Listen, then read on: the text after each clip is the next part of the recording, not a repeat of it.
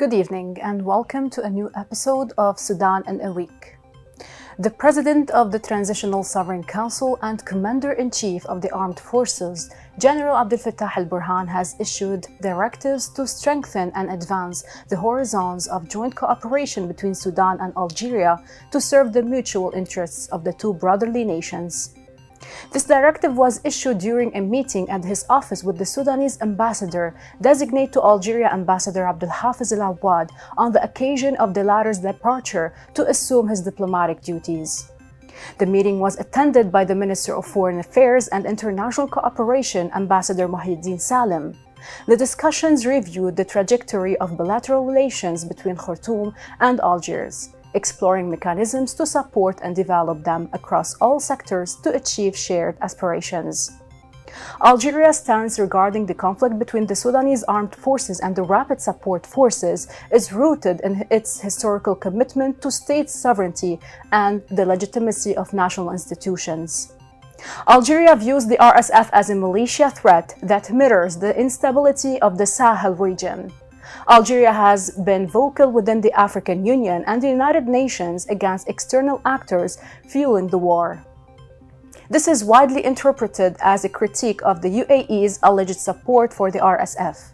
By advocating for a solution within a Sudanese framework, Algeria aligns with the SAF's position of rejecting externally imposed power-sharing deals that would legitimize the RSF militias.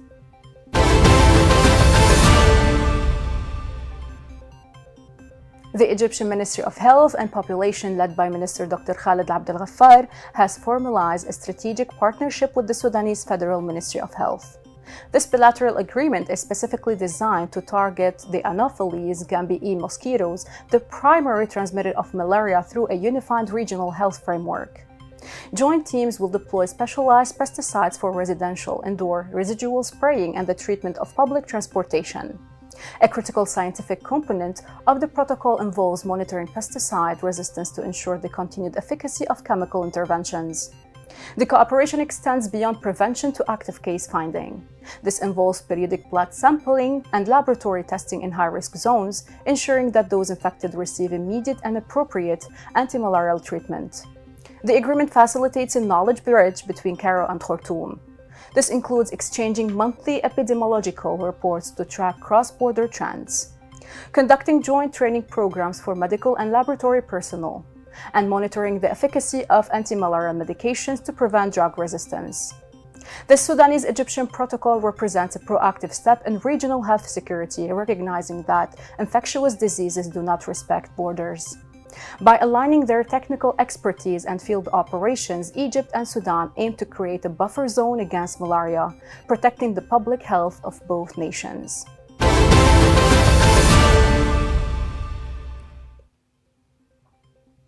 In a landmark development for Sudan's energy and transportation landscapes, the state-owned Nile Petroleum Company has entered into a memorandum of understanding with the Guide Engineering Industrial Group. The strategic partnership is designed to establish the nation's foundational infrastructure for electric vehicles, marking a significant pivot towards sustainable mobility. The collaboration seeks to catalyze Sudan's transition to clean energy by deploying a comprehensive network of EV charging stations integrated directly into existing power distribution grids. The agreement coincides with the Guide Group's preparations to inaugurate Sudan's first EV manufacturing initiative in the first quarter of 2026.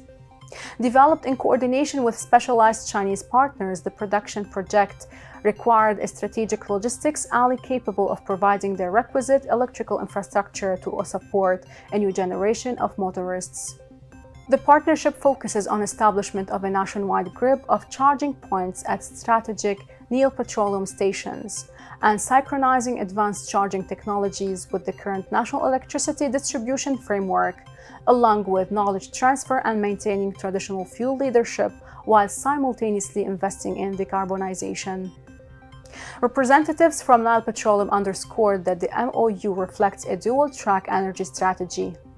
This partnership serves as a cornerstone of our commitment to supporting Sudan's clean energy transition while ensuring the evolving requirements of the national economy are met, the company stated in an official release.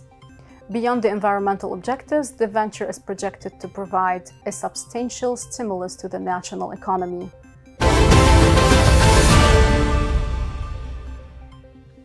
The terrorist rapid support forces have intensified the targeted economic blockade in Sudan, transitioning from administrative restrictions to the active destruction of civilian livelihoods. Gunmen from the terrorist rapid support forces militia burned at least 3 trucks and seized approximately 10 others loaded with peanuts while en route from Al-Nuhud to Al-Mazroub area in North Kordofan. This incident is part of a broad campaign aimed at preventing agricultural and livestock products from reaching areas outside of the militia's control.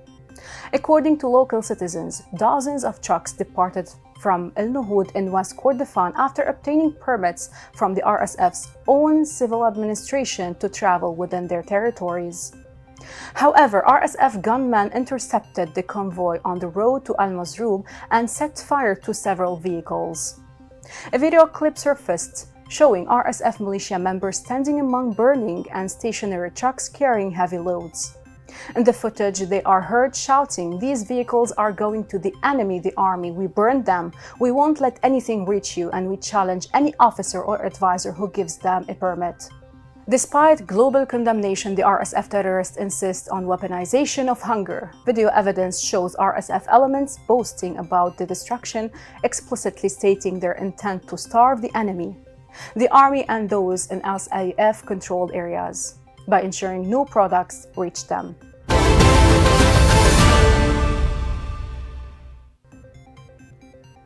New data released by the Energy Research Unit indicates that Sudan has secured the second highest position in Africa regarding operational capacity for bioenergy-derived electricity. Projections for the conclusion of 2025 place Sudan's installed capacity at 138 MW, a figure surpassed on the continent only by Ethiopia, which maintains a leading capacity of 243 MW. While the U.S. Washington-based research group highlights Sudan's sector as one of the most advanced in Africa in terms of infrastructure, analysts note that installed capacity does not inherently translate to the total volume of electricity successfully integrated into the national grid. The primary driver of Sudan's bioenergy output remains the cultivation and processing of sugarcane. As one of Africa's preeminent producers, Sudan yields approximately 5.3 million tons of sugar cane annually. This industrial output facilitates a robust biomass cycle. Sudan's ranking reflects a broader regional trend toward diversifying energy sources to mitigate traditional fuel volatility.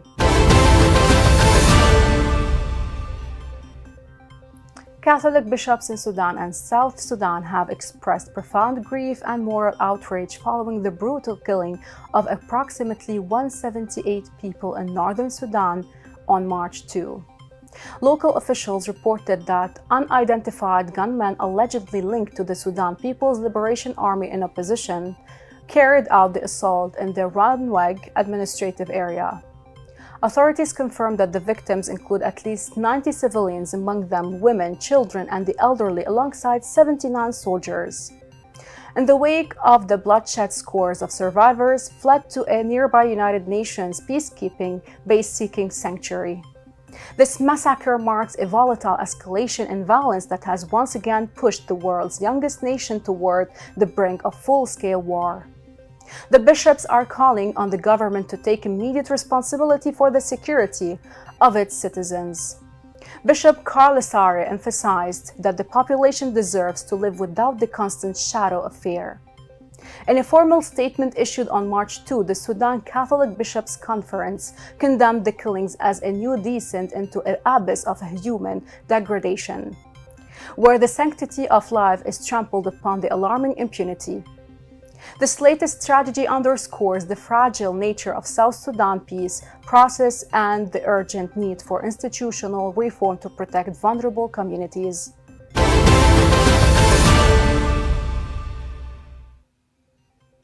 A report released this week by the United Nations Office of the High Commissioner for Human Rights details a huge rise in civilian fatalities linked to the intensification of drone strikes and ground offensives across Sudan. Between January 1 and mid-March 2026, air and ground operations have resulted in the deaths of over 500 civilians, with the Rapid Support Forces terrorist groups identified as a central actor in several catastrophic recent incidents.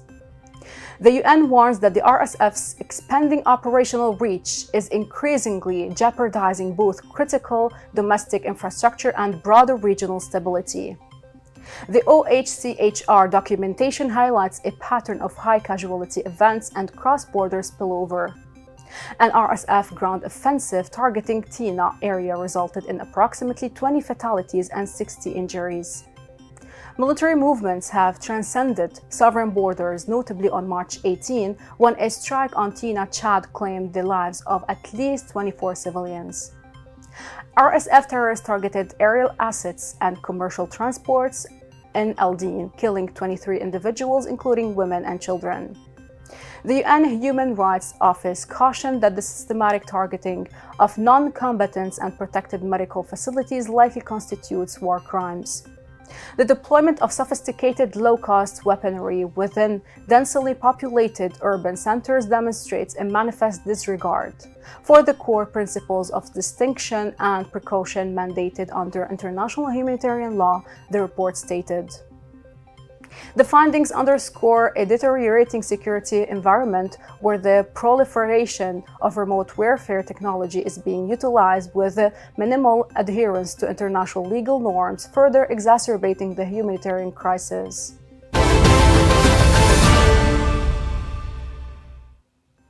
UN envoy Pekka Haavisto recently held talks with Mini Arko Menawi, the governor of Darfur and leader of the Sudan Liberation Movement, to explore potential peace strategies to Sudan. During the meeting, Menawi emphasized that any political framework must prioritize the preservation of Sudan's territorial integrity and the unity of its national institutions. Crucially, Menawi called for the exclusion of the United Arab Emirates from future negotiations, citing the damage to its reputation following its 2025 admission of policy mistakes regarding support for the RSF. While Haavisto highlighted the dire humanitarian crisis in Darfur, both leaders committed to ongoing international coordination. Currently, the UN continues to partner with the AU, IGAD, the Arab League, and the EU to facilitate a broad-based Sudanese dialogue.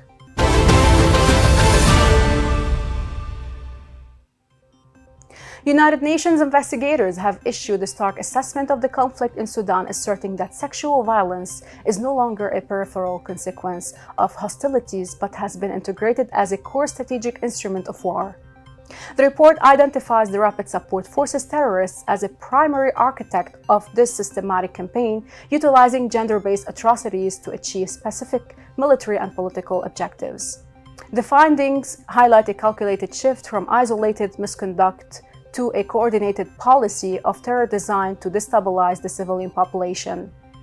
The UN documentation underscores a pattern of weaponized violence characterized by many strategic elements, including systematic tactics, as UN officials report that RSF has employed sexual violence on an unprecedented scale. These actions are described as a calculated strategy intended to traumatize the civilian populace and dismantle the social cohesion of local communities. The burden of its tactical warfare falls disproportionately on women and girls. By orchestrating these assaults, the RSF is held responsible for fostering a climate of pervasive fear, which serves as a primary driver for mass displacement and community fragmentation.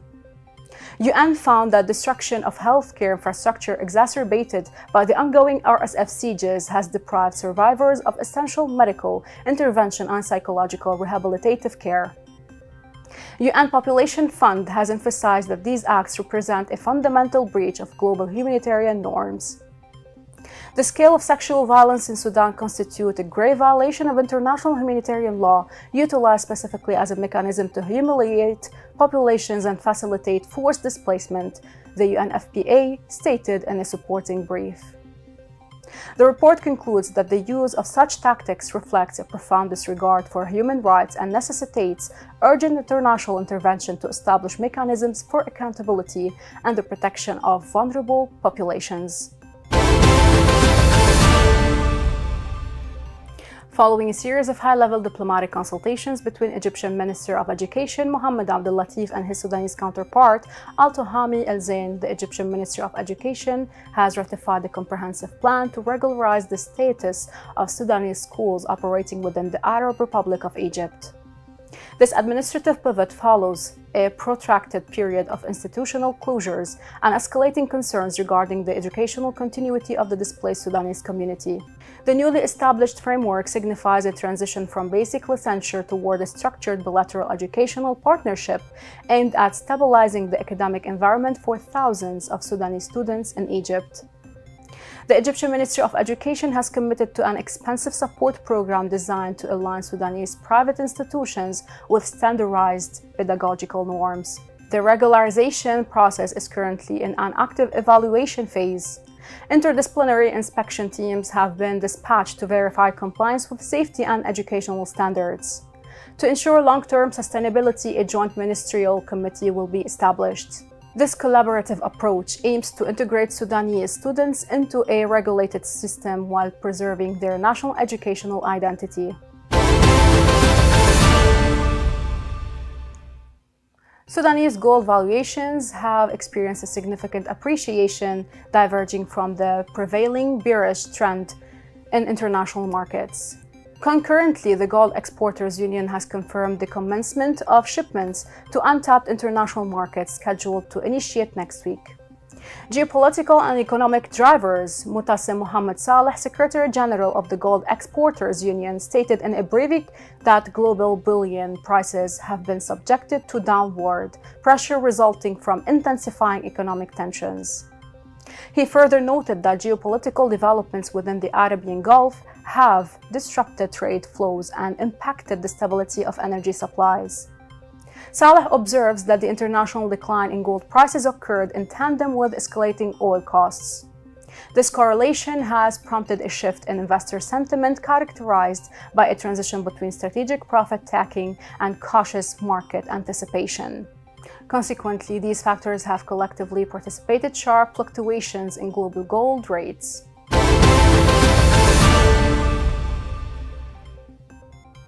Recent reports indicate that Ethiopia is facilitating the Rapid Support Forces terrorists by permitting the establishment of clandestine training facilities within its borders.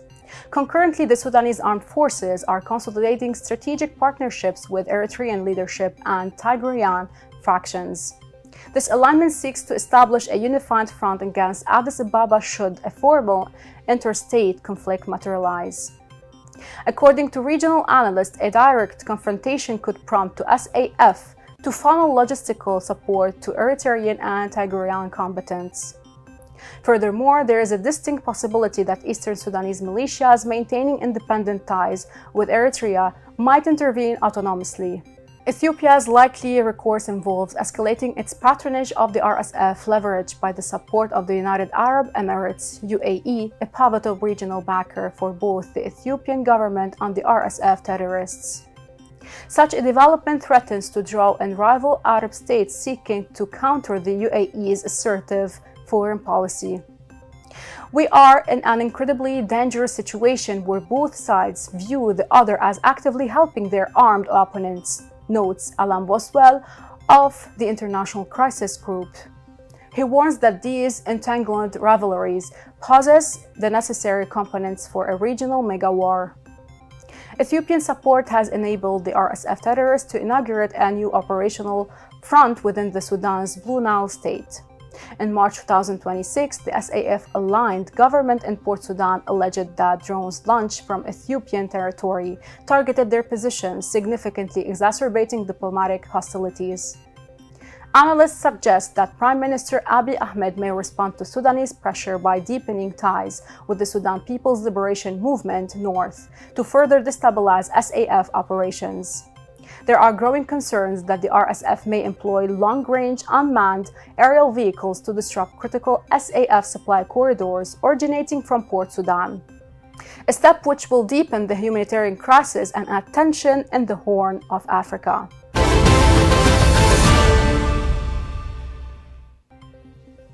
The Sudanese government has announced a strategic fiscal allocation of £21 billion within the 2026 national budget, specifically designated to enhance the operational conditions and compensation structures for employees at state-owned higher education institutions.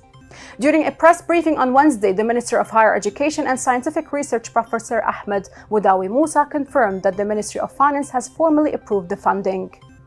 The capital is earmarked to address improved service terms, professional training initiatives, and essential institutional operational costs. Distribution of funds and academic support. Minister Musa stated that the allocated funds will be deposited directly into university accounts to ensure the seamless support of academic faculty, teaching assistants, and administrative personnel.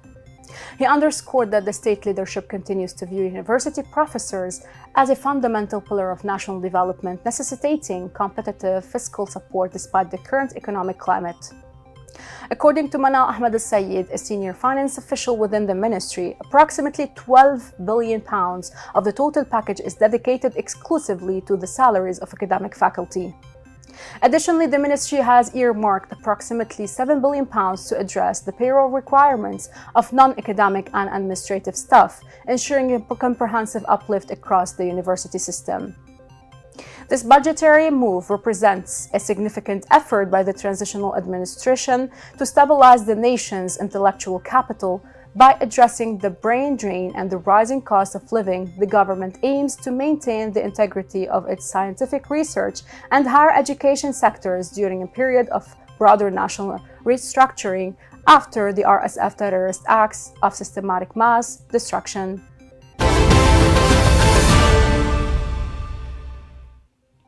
The Embassy of the Republic of Sudan in Moscow, in collaboration with the Russian State University for the Humanities, hosted a high-profile cultural forum to mark the 70th anniversary of the establishment of diplomatic relations between Sudan and the Russian Federation. The commemorative event held at the university's headquarters was attended by the rector of RSUH, the Sudanese ambassador of Russia, senior representatives from the Russian Ministries of Foreign Affairs and Higher Education, and officials from the Russian Federal Agency for International Cooperation. In his keynote address, Ambassador Mohammad al-Ghazali reviewed the 7-decade trajectory of bilateral ties, characterized by mutual respect and enduring friendship. He highlighted pivotal historical milestones, notably the 1961 visit of Soviet leader Leonid Brezhnev to Sudan, which catalyzed a series of foundational economic projects that remain central to Sudan's industrial infrastructure. The ambassador extended the gratitude of the Sudanese government and its people for Russia's principled stance regarding the current conflict. He specifically lauded Moscow's support following the aggression by terrorist militias against the Sudanese state.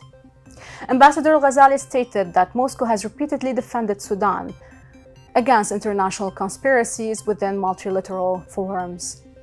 Representatives from the Russian government and academic institutions echoed these sentiments, expressing a shared desire to expand bilateral cooperation into broader strategic horizons. The event featured several academic and cultural segments as archaeological insights lecture, artistic exhibitions, Sudanese and Russian musical performances, alongside a traditional fashion show presented by Sudanese students currently enrolled in Russian universities. The ceremony was attended by an elite group of scholars, researchers from prestigious Russian academic institutions, and members of the Sudanese diaspora. This forum marks the first in a planned series of events designed to honor the Platinum Jubilee of diplomatic ties between Khartoum and Moscow.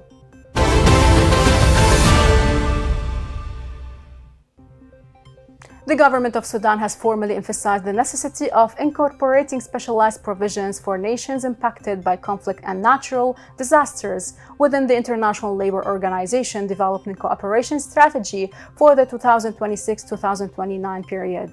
In a high-level address, Sudanese officials called for the adoption of flexible and exceptional approaches to facilitate economic recovery, reconstruction, and the revitalization of labor markets. The appeal was delivered by the Minister of Human Resources and Social Welfare, Mr. Mortasim Ahmed Saleh, during the 356th session of the ILO governing body. Minister Saleh detailed the catastrophic impact of the ongoing RSF terrorist war in Sudan, noting that the war has resulted in the displacement of over 12 million citizens. The statement highlighted that the majority of those displaced are skilled laborers, artisans, and workers within vital production sectors. Sudan urged the ILO to develop targeted support programs specifically engineered to conflict-affected states. Closing the statement, Minister Saleh reaffirmed Sudan's commitment to the core principles of the ILO, specifically the promotion of decent work, the protection of trade union freedoms, and the advancement of sustainable development as a prerequisite for national stability.